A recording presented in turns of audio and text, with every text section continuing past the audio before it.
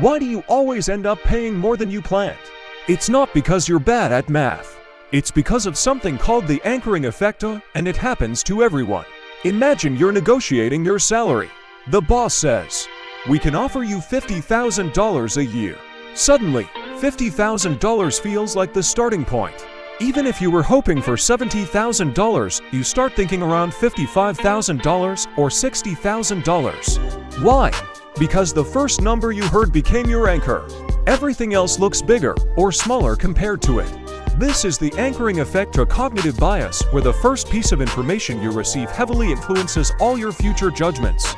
The famous experiment by Kahneman and Tversky.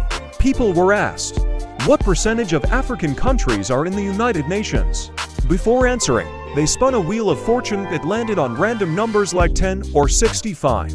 Those who got 10 answered around 25% on average. Those who got 65 around 45%.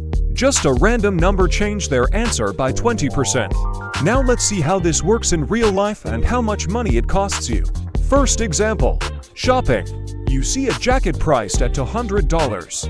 Then it goes on sale for $120. You think, wow, what a deal.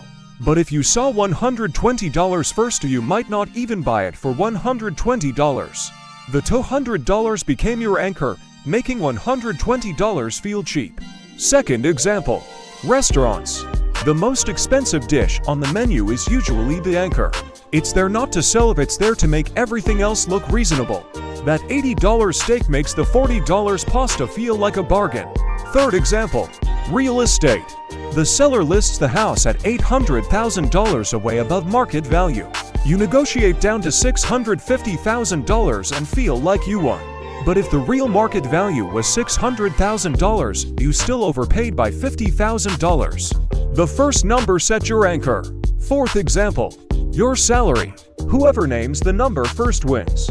If the employer says $60,000, you anchor around that. If you say $85,000 first, they anchor around your number. Even car dealerships use this.